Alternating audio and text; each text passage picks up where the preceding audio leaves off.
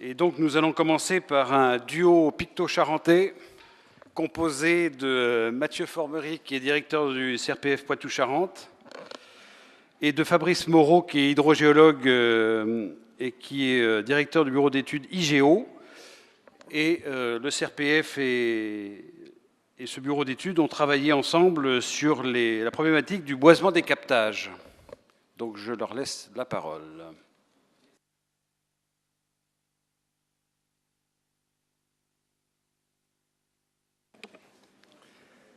Merci Olivier, merci à tous de nous avoir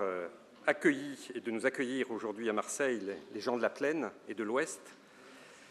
La démarche dont je voudrais vous parler, c'est une démarche assez classique finalement pour le CRPF, que j'apparenterais aux démarches de développement forestier, notamment à celles ayant eu trait, puisque les financements n'existent plus, au boisement des terres agricoles. Je ferai quelques parallèles avec cette démarche que nous avons lancée il y a quelques années, avant la terrible tempête de 99. C'est aussi, pour moi, clairement, et sans jeu de mots, sans mauvais jeu de mots, un retour aux sources, avec ce qui a été salué à plusieurs reprises, ce retour au bon concept d'eau et forêt. C'est aussi, vous le verrez, une histoire de voisinage et d'amitié, et Dieu sait que les voisins ne sont pas toujours amis. Et en l'occurrence, ça se passe de part et d'autre de la rue que j'habite dans une petite commune près de Poitiers, à Noyer-Maupertuis, que je vous invite tous à venir découvrir. Et de l'autre côté de la rue habitait un hydrogéologue que je connaissais, on avait sympathisé, et il a fallu un certain nombre d'années pour qu'on se dise l'un l'autre, mais ça serait bien qu'on essaie de faire des choses ensemble. Et ces choses ensemble, c'est effectivement de rapprocher l'eau et la forêt et d'essayer de voir en quoi on pouvait œuvrer. Tout ceci s'est également facilité de la présence, toujours dans la même rue et la maison du dessus, du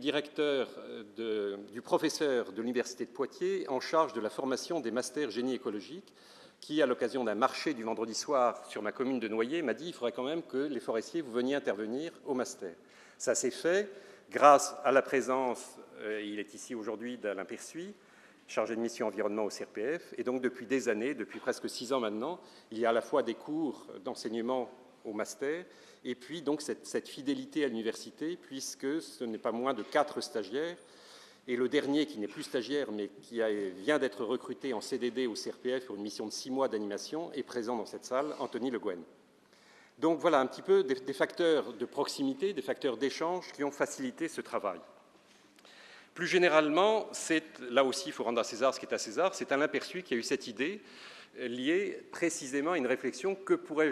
pourrait-on donner comme sujet de stage à un master de génie écologique, il y a maintenant des années. Et cette idée qu'il a eue, c'est de se dire ça serait intéressant qu'on fasse un état des lieux sur la situation des captages et la réflexion autour du boisement de ces captages en Charente-Maritime. Donc première année, un état des lieux, deuxième année, l'amorce de travaux pour réaliser exactement, je l'évoquais déjà tout à l'heure, les boisements de terres agricoles, une série de réalisations vitrines qui nous permettent ensuite d'organiser des visites, de faire de l'émulation, de faire de la communication. Alors effectivement, on n'est pas bon, mais on essaie de s'améliorer. Le constat aussi, c'est que le Centre régional de propriété forestière avait évidemment été conscient des problèmes liés à l'eau en Poitou-Charentes, tant en quantité qu'en qualité, le nombre d'ASEC, la fermeture de captages, 140 captages fermés en 10 ans, ça commence à faire des choses importantes, un captage très important fermé dans le nord de la Vienne qui alimentait 59 communes pour cause de nitrates trop abondants. Une région qui a bien des côtés et risque de plus en plus de le devenir proche de votre région méditerranéenne qui nous accueille aujourd'hui,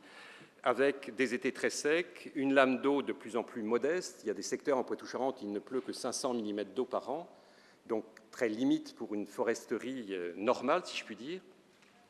Et des étés, comme je vous disais, très secs, sans parler des périodes de canicule et les événements climatiques violents que nous avons connus, avec une série de tempêtes dont la plus importante a bien sûr été celle de décembre 1999. Là encore, je crois l'avoir dit, une région peu boisée, donc la possibilité de se dire 15%, qu'il y avait de la marge de progression sans trop peser sur le monde agricole, et la possibilité effectivement de développer cette initiative de boisement. Boiser, oui, mais à quel coût? Là, je ne reviendrai pas sur les éléments puisqu'ils ont largement été abordés ce matin avec l'exemple donné autour de la ville de Munich. Et je crois que la grande consigne qui a été la nôtre, la grande réflexion, c'est prévenir plutôt que guérir. Et je donnerai l'exemple tout près de ma commune de Noyer, de l'usine d'ultrafiltration dont les élus locaux et le président du syndicat d'eau est très fier, usine d'ultrafiltration qui permet de régler les problèmes de turbidité de l'eau qui nous est délivrée, mais pour un seul captage et pour un coût qui aurait permis de réaliser de très nombreux hectares de boisements protecteurs. Donc on est bien dans la même philosophie, la même réaction, prévenir plutôt que guérir. Et à cet égard, j'ai beaucoup apprécié l'intervention de Marc Benoît ce matin. Deuxième aspect, vous avez vu un lobbying, ou en tout cas ces relations amicales, conviviales, contractuelles, et la possibilité aussi d'assortir cette réflexion d'un financement. Et là, je dois rendre hommage à la vice-présidente du Conseil régional de Poitou-Charentes, qui a décidé d'arrêter son mandat lors des dernières élections, mais qui, pendant 6 ans, en tant que présidente de la Commission de l'environnement, s'est totalement dévouée à la cause de la forêt et à la cause de la protection de l'eau, et a également, dans certains cas, des actions un peu musclées à l'égard du monde des irrigants très présents dans notre région. Marie Legrand a donc réussi à faire voter une ligne budgétaire de 250 000 € valable sur la période 2007-2013 au titre du plan de développement rural hexagonal. Pour la petite histoire, c'est l'État qui est service instructeur, mais l'État n'apporte pas un copec et avait fait en sorte également que, dans un premier temps, les crédits du FEADER ne puissent pas venir en contribution de l'aide de la région. Inversement, l'Agence de l'eau Loire-Bretagne, et avec un dispositif un peu différent, l'Agence de l'eau Adour-Garonne, qui interviennent sur la région, apportent des financements complémentaires. Alors, de quoi s'agit-il? Cela concerne uniquement la terminologie exacte, la mesure du PDRH est la suivante, du plan de développement rural hexagonal, premier boisement des terres agricoles en faveur de la protection des captages d'eau potable.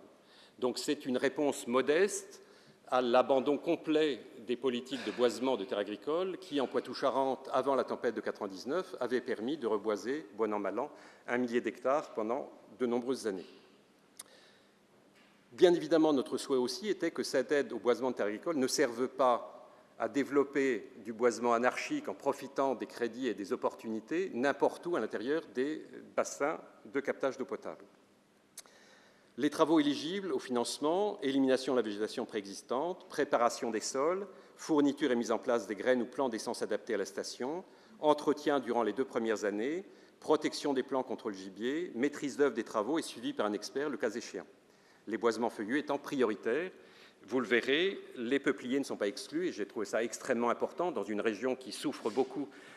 d'une tentation un peu anti-peuplier, le Marais poitevin en étant peut-être l'abcès de fixation le plus marquant. Les peupliers, notamment parce que les boisements de captage d'eau souvent sont à proximité de zones humides, les boisements de peupliers, dans la mesure où ils ne mettent pas en péril, bien évidemment, des habitats ou des formations aussi intéressantes pour la protection de l'eau, sont éligibles à hauteur de 1 500 € par hectare, 3 500 € par hectare pour les autres essences. Vous le verrez, le taux maximum d'intervention est important, 70% pouvant monter à 80%, en périmètre immédiat et rapproché, donc évidemment essentiellement périmètre rapproché, et 50% en périmètre éloigné. Le plafond de ces aides pour un même bénéficiaire, sur la période que je vous indiquais tout à l'heure, est de 50 000 €. Alors, suivant une formule qui plaît beaucoup à notre ami Alain Persuis, et une formule qui avait particulièrement sa saveur ces derniers temps en période de grève et de difficultés que vous avez connues avec vos voitures, Alain préconise le plein d'essence. Et en estimant préférable également de replanter, plutôt que de faire un boisement en plein classique, un peu champ de poireaux, des bosquets d'essence locale, indigène, conciliant davantage de naturel avec des avantages écologiques, comme la création de lisières, toujours intéressantes sur le plan biologique. On retrouve ce qui a été dit ce matin, il a pris la parole pour le dire, mais cette nécessité à la fois idéalement de traitement en futaie régulière, futaie jardinée ou issue des formules de type taillis avec futaie, le maximum d'essence différenciée, des boisements donc plus biodiversifiés, l'expression est un peu un néologisme, également plus résilient et plus accueillant pour la faune sauvage. Vous voyez, on essaie de multiplier ça et il se trouve que ça se croise très bien avec la problématique défendue par le Conseil régional en matière environnementale, qui est bien le croisement de politiques environnementales, le stockage de CO2, avifaune et insectes, la biodiversité, l'amélioration de la biodiversité, et également un sujet cher à la présidente de région, la reconquête des paysages en zone agricole, et l'arbre, le boisement linéaire, les haies, ont évidemment toute leur place. Alors, il s'agit de sites, dans un premier temps, ce que je vais vous montrer, qui se veulent pilotes. Le premier nous a été apporté d'une certaine façon sur un plateau à travers la collaboration nouée avec un programme mis en place par le Conseil régional, avec l'appui d'autres collectivités, des services de l'État en charge de l'eau, des agences de bassin, qui est le programme Ressources. Ressources permettait de détacher des financements pour que des animations spécifiques permettant au monde agricole d'évoluer puissent être installées sur un certain nombre de sites, 17 à ce jour en Poitou-Charentes, et nous avons eu donc la chance de travailler à La Rochelle avec un des sites ressources et un hydrogéologue qui s'est beaucoup intéressé à la donne forestière. Lors des premières rencontres et réunions faites avec le réseau ressources, on s'est aperçu que le boisement en tant que tel et sous toutes ses formes n'avait jamais été abordé par ces gens-là qui avaient des formations soit hydrogéologues, agronomes, etc., mais en aucun cas n'avaient eu vent de la forêt. Ils s'y sont intéressés et à Fraise, donc qui est dans la plaine d'Aunis, un peu en profondeur derrière la ville de La Rochelle, qui est sur la côte bien évidemment, on a pu réaliser ce premier boisement. Donc vous avez l'image sur la gauche de ce qui préexistait, donc des taillis de frênes qui avaient été recépés, vous voyez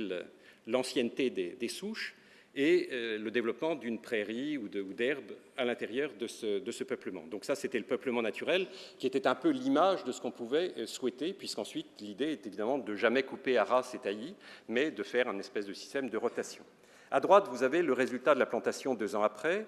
donc un résultat remarquable, composé, vous le voyez, de saules, d'aulnes, de frênes, de peupliers noirs, donc relativement atypique en termes de production forestière, mais nous étions à La Rochelle avec la capacité, effectivement, de pouvoir promouvoir l'idéal, si l'on peut dire, c'est-à-dire vraiment ce boisement très varié, installé selon des systèmes de bosquets, avec la possibilité de lisières nombreuses, de passages entre les arbres. La difficulté, c'est que ça a été réalisé par les gens du cru, qui ont magnifiquement œuvré, qui ont réalisé également plusieurs centaines de mètres de haies autour du captage, simplement avec une image d'une réussite parfaite. Eux-mêmes gèrent le verger qui sert de protection immédiate avec une tondeuse, en tondant régulièrement et en nous disant si c'est mal tondu, on se fait engueuler par les gens de La Rochelle lorsqu'ils viennent. Donc un esprit très espace vert, et ça a été notre premier enseignement, la nécessité de casser ça, parce qu'aujourd'hui, on peut parfaitement semer des fraises et des asperges autour des rangs d'arbres, faire de l'agroforesterie si l'on veut, alors que ce n'est évidemment pas du tout l'objectif. On explique que c'est superbe d'avoir eu 100% de réussite, qu'il n'y a pas un chardon, que tout est parfait, mais qu'il faut impérativement que ce sol nu que vous voyez soit le plus rapidement possible colonisé par la végétation naturelle, herbacée, qui, maintenant que les arbres ont bien pris, peut se développer. J'insiste beaucoup là-dessus parce que c'est le premier enseignement qu'on a eu. 5 hectares supplémentaires sont prévus, cette idée, sur Varèse, un site périurbain de La Rochelle, très intéressant parce que là, toute la dynamique d'information, de pédagogie auprès des scolaires et des populations va pouvoir se réaliser. Une convention signée avec la ville de La Rochelle pour avancer également avec eux sur ces problématiques, donc CRPF, ville de La Rochelle. Vous vous souvenez peut-être certains que la ville de La Rochelle est une ville pionnière en matière environnementale, et là, en termes de communication, on s'est beaucoup appuyé sur la ville de Michel Crépeau pour avancer et faire en sorte que le tam-tam de la renommée puisse se développer à la fois en région Poitou-Charentes et au-delà si possible. Un petit clin d'œil pour montrer que la question de la protection de l'eau est une affaire féminine.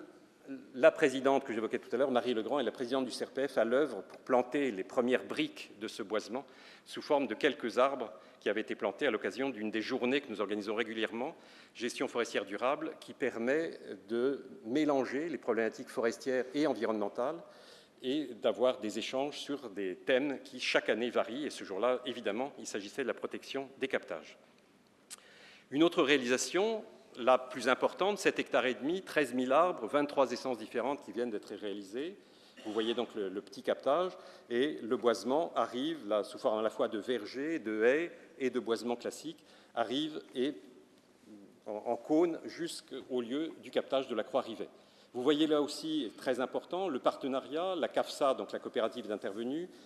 Prom-Haies, qui est l'association qui promeut les haies, est également intervenue, et puis toute une série de financeurs que je ne détaille pas, mais pour montrer que, là encore, on s'efforce de faire vitrine, c'est-à-dire que tout le monde contribue et que tout le monde puisse s'y retrouver.